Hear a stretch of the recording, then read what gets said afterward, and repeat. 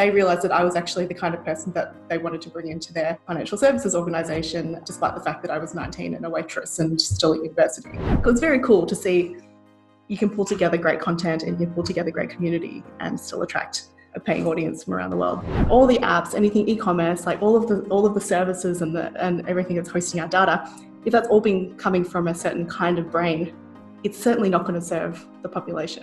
And so as a result, we've kind of followed the market through that. We now have over 20 university partners, some in North America, one in Canada, mostly in Australia.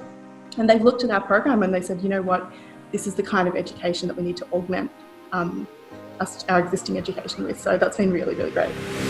Welcome to Not the Rob Bell Podcast, where we talk with business owners, marketers, and professionals to extract what makes people and businesses successful.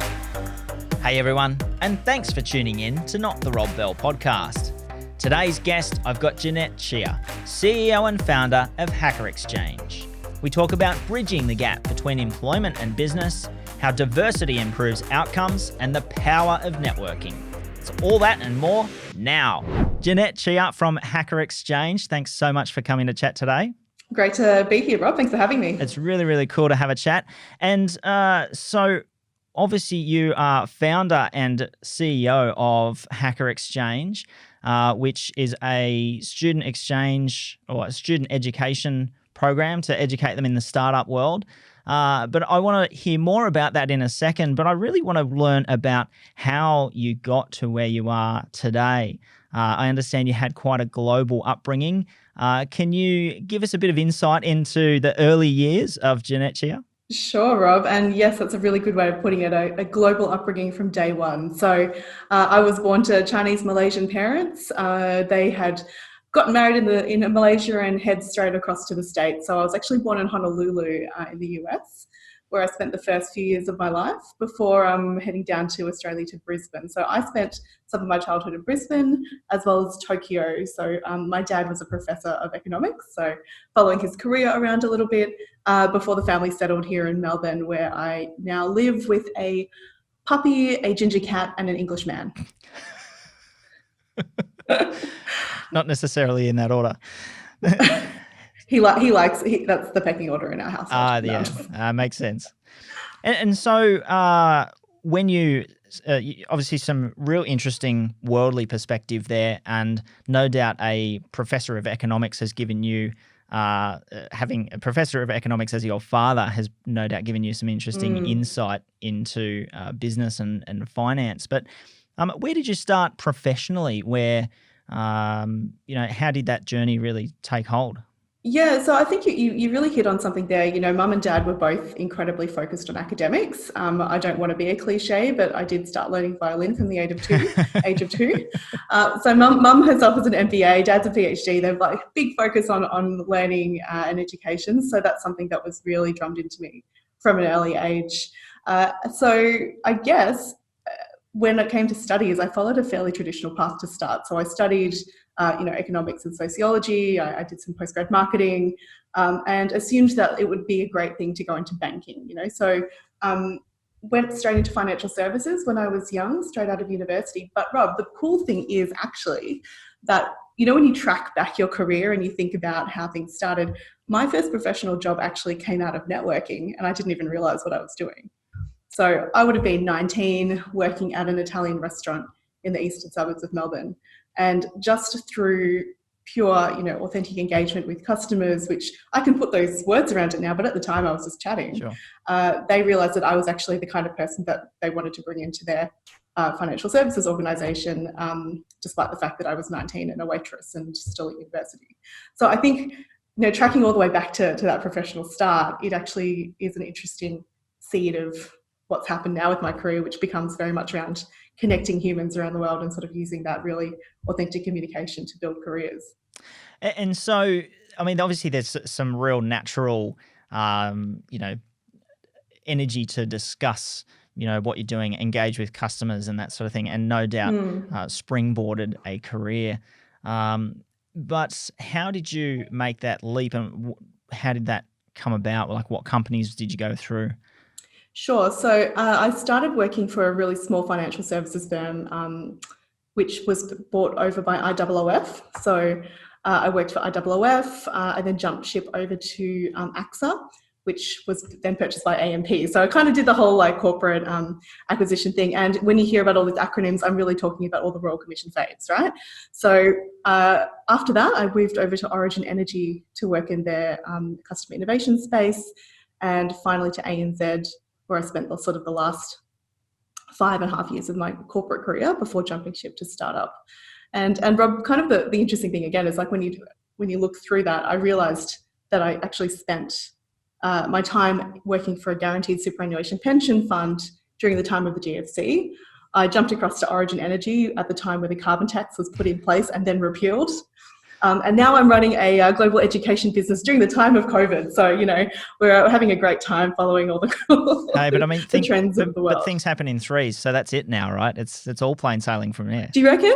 Maybe. Okay, all right, let's go with that. and so a corporate founding or learning how the corporate world works obviously gives you some interesting insight into now what you're doing, which is focusing on startups and the Hacker Exchange.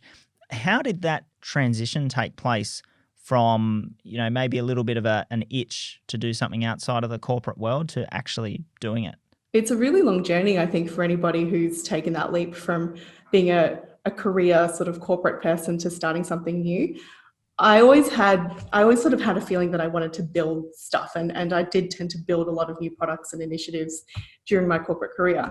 But what probably kind of tipped the boat for me was, this realization that working in a corporate career is kind of like a game. You can figure out the rules of the game. There are existing power structures, and let's face it, they don't move that often, right? So once they're kind of in place, that's sort of the way to get through.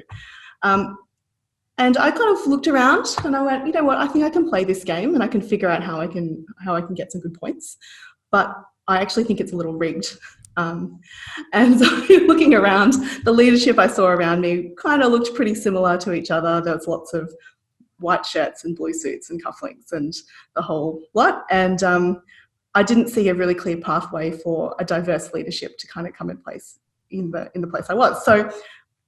So I thought about that. I was like, okay, that's a problem that I'm ticking along on the side, and I've been kind of getting engaged with, women in different professional services and, all those sort of diversity groups. And then I thought, well, from a looking back perspective, if I look back on this time in my career in 5 years and I could have tried something and I didn't, that was going to be a point of regret for me. So it really was a long transition of like tinkering, starting some side projects, testing my mettle, I guess, in terms of like how I would go to, make anything as small as a fundraising event to something as big as a conference that I just invented with a friend. You just sort of test yourself with little projects. And eventually I sort of had to come to my boss and say, I need some time off. I need some unpaid leave so I can go and test this thing.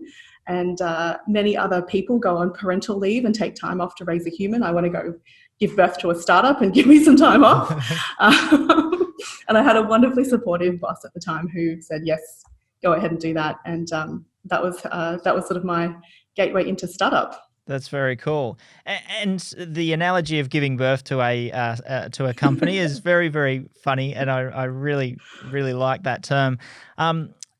When I gave a really poor explanation of what Hacker Exchange is at the start of this, can you give us a much more insightful elevator pitch of what Hacker Exchange is and does? Yeah, thanks, Rob. So, not poor at all, but I can definitely I can clarify that a little. So I guess, there's probably two key problems that the Hacker Exchange sees in society. One is that problem I mentioned before about existing power structures in society, in business, kind of are the same and don't allow for diversity in leadership. Secondly, I see a really big disconnect between the traditional education platforms and the realities of what a future career looks like. Even in times like now, we're seeing careers do not look like they did before. So those are the two kind of key problems that we wake up seeing. And the Hacker Exchange essentially exists because we want to see businesses founded, funded, and led by a more diverse group of people. And therefore we play in the university space because it's the most fertile training ground to get those young minds at the point of which they haven't quite figured out what they're doing yet, to then get them connected with global networks, entrepreneurship experiences, and really get their hands dirty building their own startup. So in a nutshell, students will come on the Hacker Exchange and they will launch their own startup. They'll travel to a global innovation ecosystem like Silicon Valley, Tel Aviv, Singapore, and they'll get credit towards their degrees. So it all adds up towards the bridging that traditional academic piece and what the realities are of the future of work. Thank you for a much better explanation than what I managed to do at the start. I think it's a very interesting position that Hacker Exchange sits in, where, as you say, it's almost like an incubator with university credit. Is that sort of yeah? Because I mean, that's a good way to put it, actually. Because I mean, I think the powerful side on business that we see with incubation is arming them with the business side of knowledge and all that sort of thing. But, the Silicon Valley cliche is we'll dropped out of uni to go do it. But this kind of approaches that in a different way by making the uni or the university path more applicable to what they're doing. And I think that's quite interesting. How did that all sort of come about? Was that from inception that was a key, or did it sort of evolve over time? Yeah, it's a good question, Rob. I mean, when I look back to the way that my former business partner and I put it together, so he was based in San Francisco, and I remember us having a coffee where he specifically said something like, "Jeanette, I see all these pictures day in, day out, and it's the same guy. He's in the same hoodie, he's got the same haircut, he's pitching something about blockchain. It's really freaking boring. Where are the Aussies? Where is Asia Pacific? Where are the people, who can help to shake up this business?" Meanwhile, I was here in Melbourne doing a lot of work with, the entrepreneurship community, working with General Assembly, doing some, teaching some courses to developers and designers. So I was like, well, I know where they are. They just don't have this Silicon Valley mindset, networks, etc. And so in response to your question about was the university's thing from day one, no. Like we just came with the proposal of we need to connect this amazing group of humans with the networks and mindsets that exist over here. And so we went and we did the typical exploration. We looked at could the founders afford to pay for this themselves? Is this something that would be funded by a government? Would a corporate sponsor it? We looked at lots of different models. And then we landed on the fact that the university need is that they need to continuously stay relevant. And often they are looking to external providers to do that, because to just update a course in even some of the best unis in Australia can take up to 2 years. And that's not fast enough when it comes to tech and innovation. Yeah, sure. So we ended up getting RMIT University on board. And when I say that, it sounds simple, but it probably took about 30 or 40 coffee meetings before we met the right person. Yep. And they looked at our program that we had just kind of created and sort of written down. And they said, yeah, we think that this has got academic merit. And so as a result, we've kind of followed the market through that. We now have over 20 university partners, some in North America, one in Canada, mostly in Australia. And they've looked at our program and they said, you know what, this is the kind of education that we need to augment our existing education with. So that's been really, really great. It's certainly an achievement. And Thank you. And I know that UTS, Monash, and some other prominent universities are now involved, or you guys are collaborating in some way as well, which is hugely impressive. We'll probably come back to the education side a little bit later, but obviously in a startup world, we do talk about real world experience and real world business experience and that sort of thing.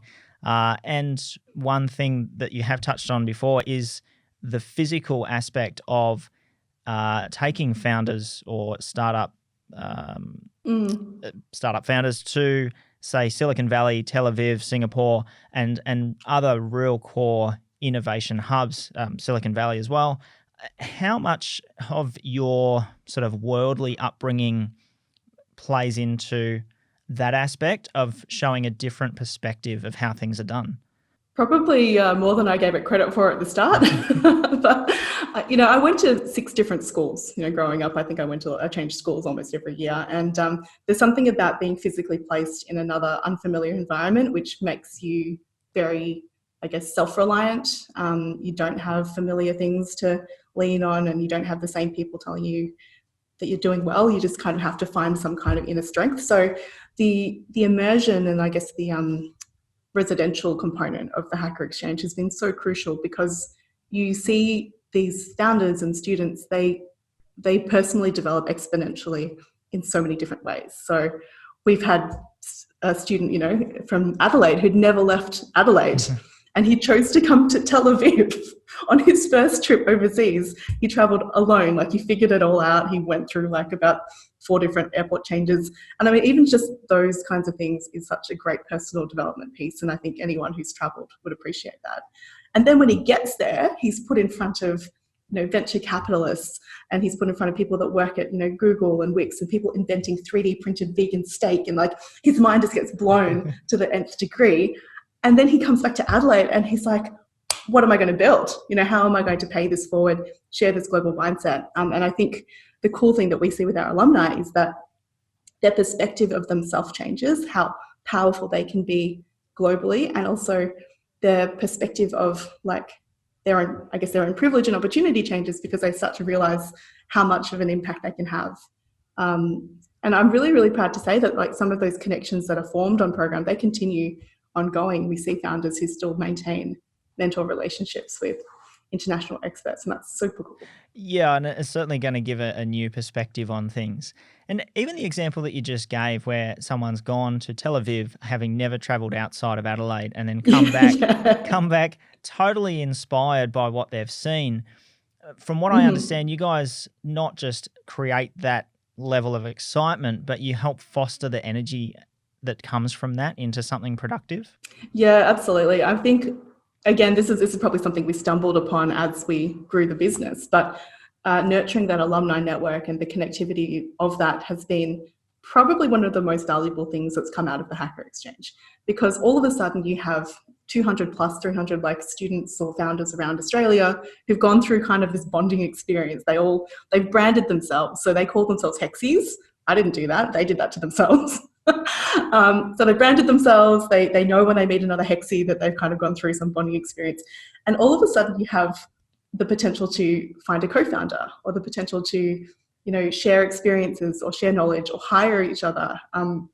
They contract each other for skilled work. We have a really active alumni Facebook group, and now we're really proud to be developing sort of, really great alumni engagement where they produce content. We help them get roles. We really play an advocacy piece in their careers because, as I said before, if we want to see these leaders take their place, then they're going to need more than just a couple of weeks of inspiration. They need like a tribe of sponsors who are going to bring them to that next level. And that's kind of what we're doing with them now. I was going to ask whether Hexyz was a deliberate, mathematical irony or a programming pun, or whether it just came about. No, it just came about. They've used, Hex has sort of accidentally become a branding thing where everything is hexcellent, and we talk about exponential growth and what experience did you have today. It's ridiculous. But I think some of these having that common language as a tribe actually is quite connecting and bonding. So yeah, no, it's nothing too clever. It's just funny. I mean, sometimes the best things are never engineered; they just sort of come about. So. Exactly. And so on the topic of Hex, funnily enough, it brings me to code development, and I understand that you're involved in UX and coding. I don't want to put words in your mouth, but can you clarify, does that fall into Hacker Exchange, or is that something else that you do personally? Yeah, sure. So I guess from a UX perspective, that was something that I chose to do to upskill myself from being kind of your basic marketer to someone who needed to kind of bridge this world into the technology realm. And I looked around and I thought, okay, I feel like UX is an easy step for someone who knows marketing and business to start to communicate with the dev and the engineer space. I'm not a coder. I do know how to do a little bit of code because I upskilled a bit in that. But I think one of the things I have realized, and this has been quite sort of, changing for me, is that you don't have to be great at everything. Part of being a great founder and putting a great team together is leaning into those strengths. And I really wish I'd known that earlier, because I used to think all the things I was bad at, I had to do better. But I think now I just realize I just do the things I'm really good at and find people who are really good at the other stuff. But yeah, from a tech perspective, it's not, we use tech throughout the business. And it's certainly tech literacy as part of the program is core, because if you don't understand what's coming through the pipeline and what is being built, of the moment, then you've got no chance of leading these companies of the future. Yeah, and I guess where I was going with that, and we will come back to Hacker Exchange in a second, was I know you've delivered some keynotes on to Code Like a Girl, Mhm. and some other like gender balancing initiatives that exist. Sure. And I just wanted to kind of cross on that for a little bit, not so much around coding itself, but even female-led engineering initiatives and things like that. Um, Mm. because I think your perspective is quite unique from that worldly upbringing, and obviously that flows through into all aspects of diversity and getting different perspectives for a greater overall outcome. How important do you think that diversity, gender, racial, everything is to creating good, healthy businesses as startups grow? Yeah, I mean, I think it's crucial to have diverse brains in any room and not any project. I think that certainly gender is a piece where I'm very personally passionate about that. I want to see more women in positions of leadership, but really, it just makes economic sense. Like there's been study after study proving that diverse-led teams actually perform better financially. I think it's important to understand that if you're building a product that goes on the internet, your users are likely to be 50% women. So why would you not have 50% or have a good representation of brains on your development team? It doesn't make sense to me. I'm going to paraphrase Ayumi Moore-Akai from Women in Tech Global Movement. So she's based in Paris, and she did a talk for us recently. And I'm going to paraphrase her example about seatbelts, right? So the seatbelts were designed for cars by men, and women were considered to be smaller men because physically we're just a little bit smaller. But the actual design of seatbelts does not account for the millions and millions of pregnant women who actually might be more damaged or more injured by an accident if they're wearing a seatbelt as it's currently designed. So that's a really basic example of a physical product that exists in our world today that was created by a non-diverse team. And if you think about the fact that, anything that's on the internet, all the apps, anything e-commerce, like all of the services and everything that's hosting our data, if that's all been coming from a certain kind of brain, it's certainly not going to serve the population. So, yeah, I think it makes economic sense. It makes human sense. It certainly broadens the perspective on, as you say, product design and pretty much anything that you're going to put together. And we certainly see this.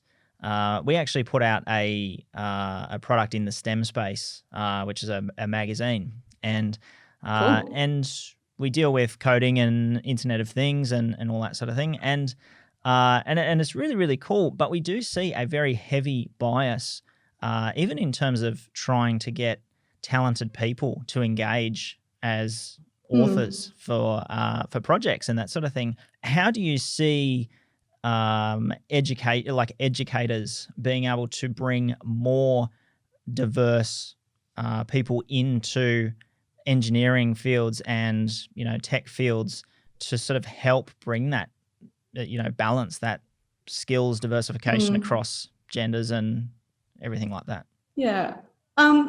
Something we've noticed, and even in our own marketing, is that we need to be super conscious about the language that we use when we're communicating anything STEM or sort of technology related.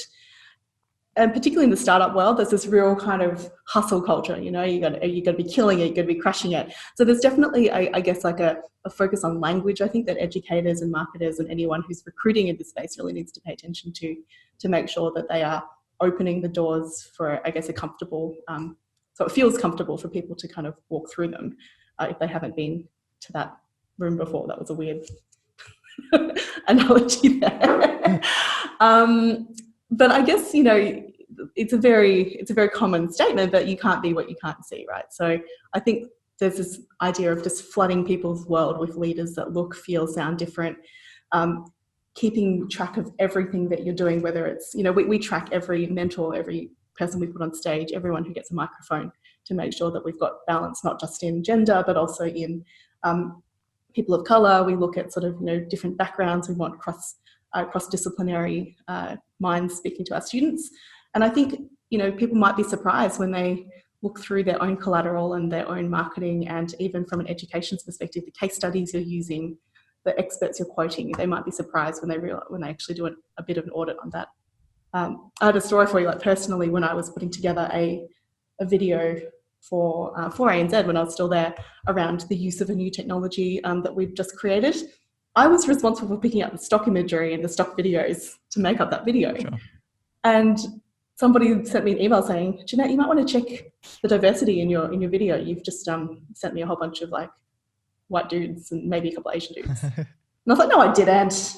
I'm a woman of colour. Like, I'm all about this stuff. I definitely didn't do that. And I did. Like, it was this complete unconscious bias. And I had just gone through and picked the images that, you know, that sort of spoke to the words technology. And I think, I think educators, marketers, recruiters all have a part to play in that. It's very interesting insight into how that unconscious bias can exist, even when stereotypically it shouldn't. You know, if I was to pick out, you know, the middle-aged white male, then yes, that's predictable behaviour from my part. But I suppose, as you say, as a woman of colour, the expectation is that wouldn't occur, or the assumption is that wouldn't occur. It still does. It's totally ingrained because this is what we've been brought up in. So, I mean, this probably speaks a bit to my my sociology background. So I kind of really enjoyed studying like the media and norms and how things get formed. And once you sort of look through the world with that lens on you, it's like having 3D vision or 3D glasses. You can't stop seeing it. Right down to every promo video that you see on Facebook and every ad you see on Instagram, you will start to immediately recognise the tropes that we're fed through marketing every day. It's very interesting, and it sort of does segue us back onto the Hacker Exchange topic, and the breadth of experience that you're trying to expose people to by taking them to different cities, because we do understand, or there's a bit of criticism around Silicon Valley in that it can be a little bit insular in its own right. And is that a deliberate act to sort of broaden horizons and show different perspectives with people engaging with your program? Yeah, and that's really true. And you know, I think one of the cool things that we can do is show them an ecosystem, prime them with their own sort of values, and then kind of allow students to have a discussion, you know, about what would they change, what would work in Australia, what might not work, what did they really identify with, what did they find offensive. And some of the best education, in my experience, happens over a beer, you know, after the day's over, and we sit around and we really dissect what just happened during the day. And that's where you'll find that students will actually say, you know what, I noticed in that panel that they gave us, it was all men, like, and we're like, okay, let's talk about it. You know, so I think sometimes it's not for us to tell, it's for us to show and then to let them come to their own conclusions. And we're dealing with a really aware generation here. Like, they know what's going on. Yeah. They're the generation of, body positivity, and, you know, they understand like brand influences. So they're not going to be fooled by anything that we try to tell them. I think it's got to be a very authentic learning experience. Absolutely, and certainly the post discussion. No doubt you see that a lot at. I know you've spoken at South by Southwest, and you're I'm going to mess up the title, but you're a curator for Pause Fest, not a curator. Advisory board for the programming team. There we go. We curate speakers and content, and that's a lot of fun. And so certainly there's quite a lot to analyse for that type of thing for Pause Fest as well, to, you know, enhance diversity and make sure that those things are covered. But back on the Hacker Exchange, I know we're jumping around a little bit, but that's all right. Are there any instances that sort of spring to mind where taking someone to somewhere like Tel Aviv, which has such a different approach to life and in general, and not just business, are there any examples that come out of that have benefited a founder for the long term? So thinking about examples of the benefits that people can get from traveling to an ecosystem like Silicon Valley, I can talk about a young woman named Sarah who went to RMIT. So Sarah is a graphic designer. She's an illustrator. She's studying all the creative arts. And I think she just, you know, she went on the trip because she thought she was going to get credit, and it was an experience, right? What she did not realize was the amount of creativity that's required to actually build companies that are successful in tech. And so heading over to Silicon Valley, she was introduced, I guess, to people that worked in creative tech. She had the ability to go and, you know, visit the Google offices and speak to people that were understanding how she would use her skills. She worked with other, she's a woman of colour herself, so she met other women in leadership positions and ended up coming back to Australia to secure herself a role at Google. This is a woman who'd never thought that she'd work in tech. She's like, you know what, I'm going to use my illustration design skills. I'm going to target technology companies because that's what I know I can do now. And she understood the value.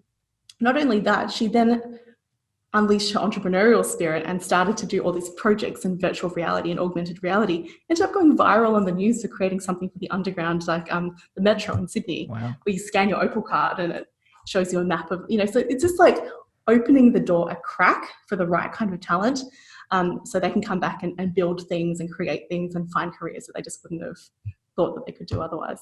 That's certainly a shining example of how this can really foster some amazing outcomes.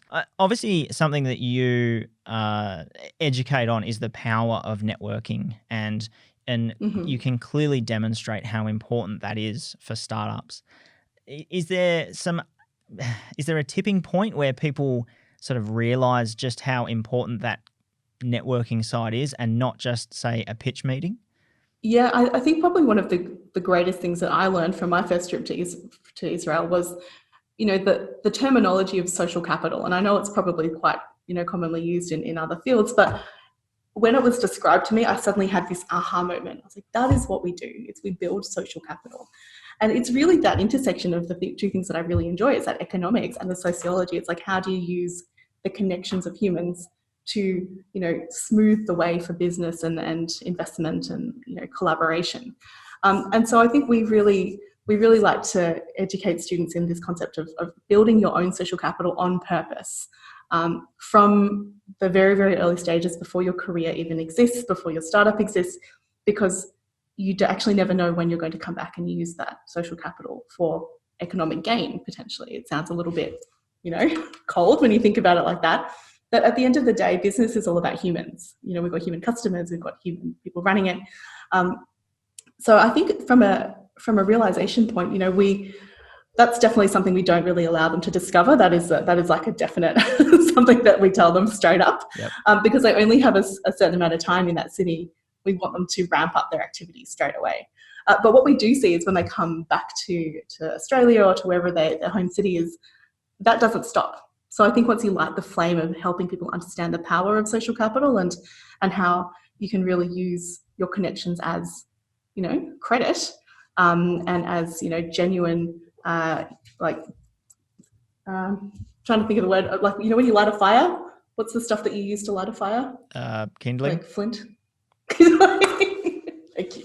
Yeah, when we get students to understand the value of their connections, it doesn't stop, and you see them actively creating that for each other. And probably the coolest thing that we hear from them is, oh my gosh, that person was so generous to introduce me to someone else, or I can't believe they gave me 15 minutes of their time.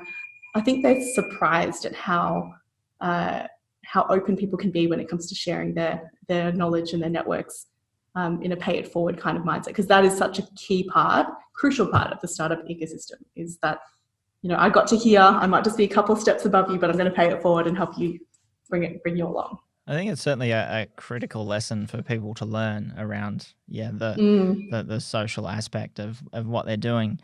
And so it brings us, obviously we're in the middle of COVID at the moment as well, and obviously the borders are closed, and you guys have evolved what you're doing to cater for that as well. Can you give us a bit of a rundown of what you've done? Yeah, it's been a fun few months, pivoting pretty rapidly.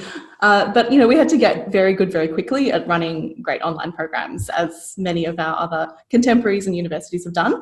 But we basically have launched Hexyz Virtual, which is our flagship program, run online, but with kind of an all-star cast. So instead of just getting speakers from Israel or Singapore, we're getting the best from each city, which is kind of amazing. And we could have done that before, we just didn't think about it. So, thanks COVID, I guess. It's got to be some upside, right? I guess so. I think you'll find a lot of companies are finding upside unexpectedly from things that they could have done that they just hadn't thought about. Sure. We're also doing a lot of learning in public, is kind of how I call it. So we're experimenting and running new programs very openly in public to say, this might not work, but let's give it a crack. So an example of that was a 3-day conference that we ran, which was across 11 different countries, It was, all those different time zones, and we had 30 plus speakers, and attracted 300 plus attendees from around the globe. So all different time zones, like Ghana, Ghana, Canada, Estonia, Australia. Like, it was very cool to see you can pull together great content and you can pull together great community and still attract, a paying audience from around the world. So yeah, quick pivots. But the most important thing is really understanding what the university sectors are going to need and what the students are going to need, and how we can kind of start to preempt their future problems, I guess, and maybe put some things in place to help. Sure. And it sounds like there's probably some takeaways from this process that will stick with you even once the borders reopen. Yeah, absolutely. We're already planning like hybrid programs, which will include some portion of immersion and some portion of online. It's really forced our hand into more curated content, and it's also forced our hand into, like no touch, low touch online content. So that's been a really interesting development for us as well. Nothing like a crisis to drive some innovation. So that's good. That's what they say. So we're coming up on time, but I do have a couple of quick questions that I'd love to get out if I can. If you had to think about startup context and lessons that come out of startup world that maybe a corporate could learn something from, is there something that stands out there? Sure. I've got my favorite analogy for corporate and startup is when you're working in corporate, you're running really fast all the time, but it's kind of like you're running around, say, a police station. There's like files you're going to knock over. There's a guy who's having an emergency. There's things happening all over the place. And it's all very structured, lots of rules. And then working in a startup, my experience has been it's like running really fast, but in a completely open field, no signage. You could go anywhere you want. You can go as fast as you want, nothing stopping you, but you could also fall in a hole or step in a cow pat, and it's completely up to you, the choices which foot you put in front of the other. So I think it's an element of, so I guess the lesson for the person in corporate would be to maybe think about, how much can I trust my instincts, my research to put my foot in front of the other without all of those rules and barriers around me? What risk tolerance do I have? And sort of starting to trust the people you work with and trust the insights that you have, so that you're making the best decision you can with the information that you have. So there's certainly a self-efficacy kind of piece that I would want to bring into corporate. So it's not so much of I can't do that because this won't let me. Awesome. Kind of feel. I love it. And so obviously you do deal or see a lot of startups and a lot of diverse approaches to business. Is there a common thread that you see helps contribute to success? I think one of the common threads is a bit of a bias to action is how I describe it. So there's nothing worse than seeing a super intelligent person with amazing ideas just never do anything about it. So I think you will probably often find execution is key. So if you see people with a bias to action and that are willing to kind of just put something out there and try it, that's incredible. And I think also there's a real resilience piece. How many times can you get hit and how many times can you fall down? How attached are you to your personal brand? Like for example, there's some places where they will not invest in you if you haven't had at least one failure in public. Sure. So I think that there's that resilience piece. So yeah, bias to action, resilience, and just a curiosity to never think that you know everything. I think there's certainly some valuable lessons there in every failure to to keep forging ahead and overcome as well. And so if there's something about Hacker Exchange or yourself that you'd love for our audience to learn about you, is there anything that you'd like to say?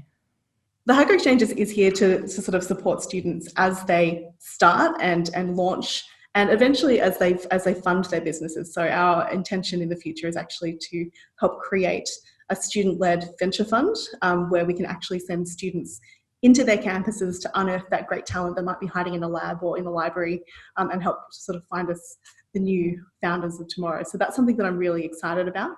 And I guess I would just say, we're in a really interesting and unique time working with this generation. They are the COVID generation. They are going to be asked in every job interview, what did you do during the time of COVID? Yeah. And I'm not saying this to put pressure on people because I know it's a really rough time, but I'm saying it because I think I want them to start to reflect on what impact do they want to have in the world and how can they take small steps or small connections today to sort of get closer to that. So if I can end on anything, it would be very much about an inspirational note for anyone listening to now's the time to try to do something, connect with that person, worst they can do is say no, and we can all have more impact than we realise.